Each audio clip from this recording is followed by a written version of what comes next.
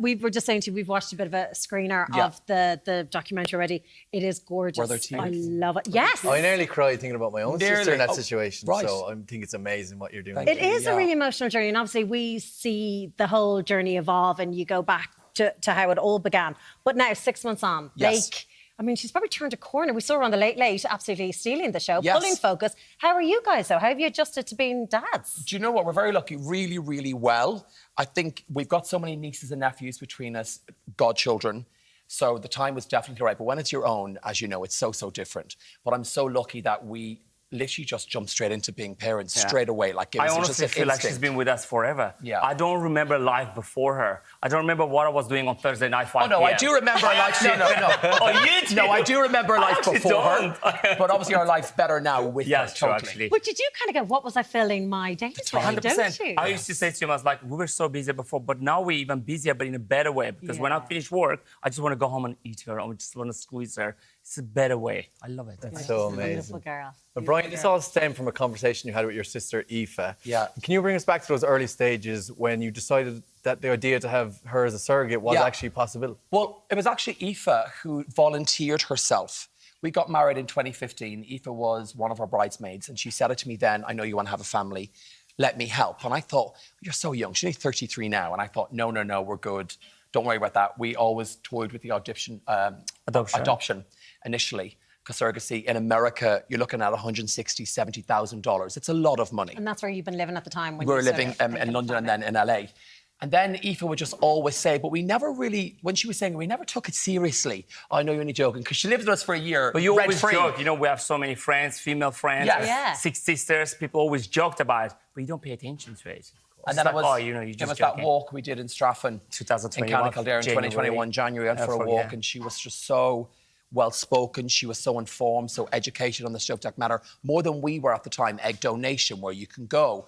All of this, she'd follow She stuff. did all this she already? had done so much We didn't even know research. that. Yeah, because she was adamant she wanted to help us. Yeah, It was incredible. so then I came back to Arthur. We had tea, and I said, "We're having a baby. Like, she's good to No, go. you she's didn't actually good to come go back now." blasé about it. They walked in, they're like, we're having a baby. I was like, what? You just went for a walk for 2 hours. You just came back and we're having a baby. That was like how a massive effective shock. I am. Don't Don't go for a walk with me, Karen. Fiona, don't go for a walk with me. Oh my God, look at you. There you are. Amazing. That's when we announced Aoife as our surrogate, and the reception has been 98% positive, encouraging, and that 2%, it does sting because it's just so inaccurate to who we are as people. But like I said, you can never please everybody. No, of course not. There's always going to be an opinion, so it's fine. Exactly. On social media, I mean, you're so vocal about how much you adore Aoife and what she sacrificed and how, I mean, you wish you could have taken away the physical pain when she was literally struggling through the pregnancy. It wasn't easy. How has your relationship evolved with her? Me and Aoife always had an amazing relationship together, especially now giving this beautiful present, this gift she gave it to me, it's even closer. I will do anything for her. I feel like I know Aoife. I met, actually, funny enough, I met Aoife years ago, back in 2003 when I was on tour. Was it Liberty X? Liberty X. And she was, I'm going to die, 13 years old. She came to see me. When you say it like that, I know, she came to see me. We were just dating for a year. I was dancing for Liberty X, and then she came to see me. And then forward, years later, she's given me this gift. Yeah. Our bond is forever. I'll do anything for her. I mean, I will never repay back what she done for us. Never. Yeah. But our bond's always been like, we have this love and hate relationship. But when it's in the middle, it's the hate. When it's not here, we love it. Partly I riled them both up. Yeah, you do. You're a bit of a troublemaker. You're the issue. I'm the issue, Greg. Yeah, it's true. That's a good problem, though. Good issue to have. Arthur, you've always wanted... I watched a bit of the documentary, as Karen said, and you've always wanted to be a parent. You've always wanted a child in your life.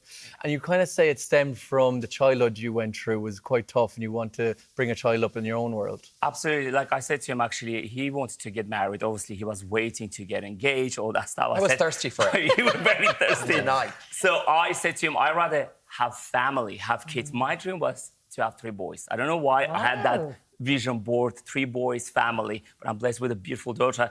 And then I said to him, I want to adopt. No matter what, before wedding, anything, I want to adopt. Because, you know, coming up from my background, I never really had a childhood. I just, you know, left my country when I was young. I don't remember. I just remember bad stuff. And I said, I want to build family with the beautiful life I had now. I work so hard. I want to have a purpose in life. And I want to carry on and create a legacy for Dowling Gourounlian.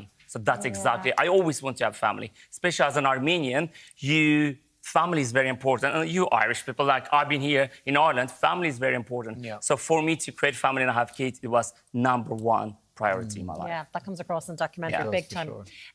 In terms of creating this family, so Aoife, for anyone who is in any way confused by it, Aoife gave birth to the child, but Aoife is not the biological mother. No, You we used an egg donor. Aoife is Blake's legal mother. Yes. On her birth cert, legal mother, not biological mother.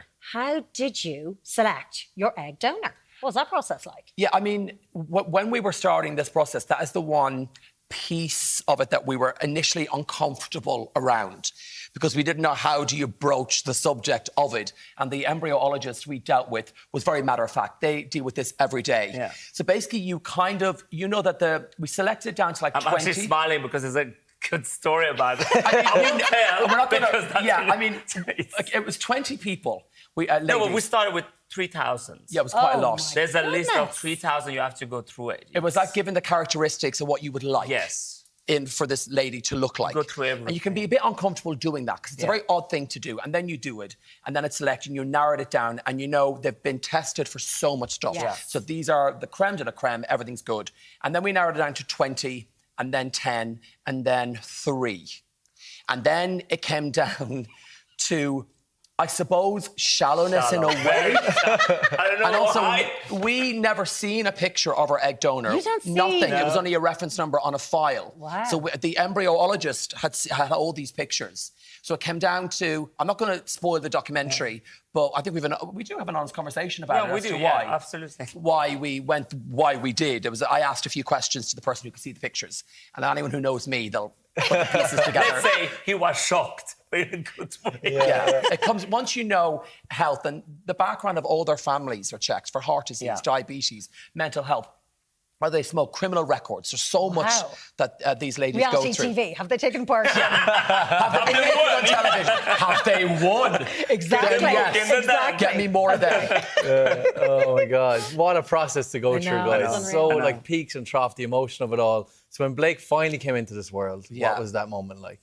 I'm glad we documented it because I don't really remember much of September 1st. I was so concerned about Aoife, worried about Aoife as well. And I knew we were having our daughter as well, but I'm Aoife's big brother, her only brother. My priority was Arthur, the baby, but also my sister. So I needed to make sure she was okay. And when we entered the delivery suite we were in, I was straight to her. Are you okay? I was rubbing her here on the arm. Arthur was holding her hand. I got upset when I talk about it because like it was, we wanted this for so long, but it wouldn't have been possible without Aoife. And to see her in that position, so vulnerable, it's just something, you know, I think when we watch tonight, I'll be shocked by just her courage and how she was able to go through all of that just for us. But that day, it's a bit of a blur for us. Oh, for me, it's a big blur. And so many I don't people in the remember. room. So many people Yeah, in the I room. watched back the documentary. I don't remember what's happened. I actually don't remember. I just remember I saw in the documentary in a little clip saying, "Squeeze my finger." I don't know what I was saying, squeeze my finger. I think she was holding my finger, and I can remember, give me your finger. She was literally pulling it. Like, I don't know, it was... How it's dare she, surreal. Arthur? How dare she pull your finger? But there's a line, a killer line, which actually got us both. I'm not going to say what it is. I don't want to spoil it. But that line when she said what was happening there, you know... She's very selfless in that she's moment. Selfless. Like, It wasn't don't worry. about her. Oh. And Aoife didn't actually want to be the first to hold Blake either. No. She let you guys have Yeah, it. and you know, I think as part of this and surrogacy, and you know, we were obviously watching stuff on YouTube or reading stuff online, but we kind of had to decide what boundaries were going to work for us as individuals. Aoife said she didn't want to see Blake when she was born, and we said that's not a problem. And then she changed her mind the week of, and we said to Declan, our consultant, who you know, the lovely Listen, Declan the King. safest hands in Ireland. Yes. Got my Best 3 lovely man. babies. Yeah, and then the screen was dropped and Aoife seen Blake. And then we decided it wouldn't be best for Aoife to hold the baby.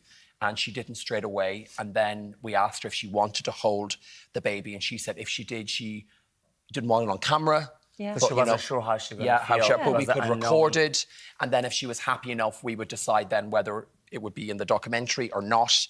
That was obviously her decision. It was for us, it was a very surreal moment to see. We were in the hospital, we had a room as well, but to see Aoife, even with our daughter now, the fact that she was in Aoife's belly. I can't remember. When Aoife was pregnant, all I could think of her was her pregnant. Now she's not pregnant, I can't remember her being pregnant. Yeah. It's very strange. And to see her with Blake, and she's a great relationship. She takes Blake for walks, she looks after her, she's with her today. But I keep saying when she's a little bit older, they're going to be rivals. Yeah. I don't know why. I was like, you're going to be Blake kind of rivals. snarls Like, at her a bit and gives her a bit of a side eye, and I quite like it. I love how unambiguous she is. She's like, I'm her aunt. She's I'm so her matter aunt. of fact. She just 100%. has it, doesn't she? She's so mentally strong and clear about the intention and also, of we were so blessed and lucky to have Aoife as a surrogate because we spent 9 months with her. Yeah. Normally, if you do surrogacy, you will go to a different country, you see the surrogate, hello, and goodbye. And then see them maybe in the middle, and then 9 months later. That's all. But we spent so much time with Aoife. We were pretty much pregnant, the three of scans. us. Yeah, you were seeing It was everything. incredible. Like and she never complained domestic once. surrogacy for us was just so beneficial because I know what we're like. We would have been so worried if we were still lucky to have, the woman pregnant in a different country. Just being a domestic surrogacy for us was just You will perfect. be on age, you don't see the woman, you don't see your surrogate, what's happening, you just panic. We were able to rub her feet. I was putting stretch mark cream on her stomach, What? rub her Oh shoulders, my God, get where were you when massages I was with her. pregnant? Amazing. She was obsessed with chips. McDonald's chips and Yeah. craving I said them. Whatever It was you crazy need, chips. I will deliver. It was Blake, it wasn't Aoife. What do we have a lovely picture of, Dan? Sorry, I missed what you're saying. Oh, we have a lovely picture? picture. Look yeah. at her. Oh my God. Oh my Oh my God. God, like Can you you're tell gorgeous. she loves the camera?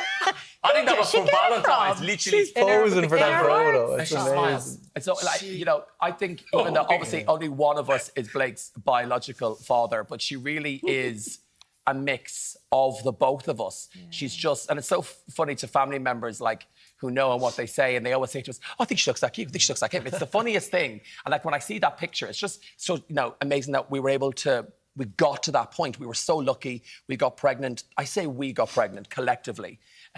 We got such bad things for saying we got pregnant. But to have our child and to do that and be able to do it in Ireland, especially with the lack of legislation, it's just amazing. I'm so happy for you guys. Honestly, I it's know. such a beautiful family. Yeah. But also the documentary, besides being emotive, it sheds a light on the legal system in Ireland as well. And that's a major part, which I took a lot from as well. Yeah. So fair play to you guys. it's You're brilliant so watch. big.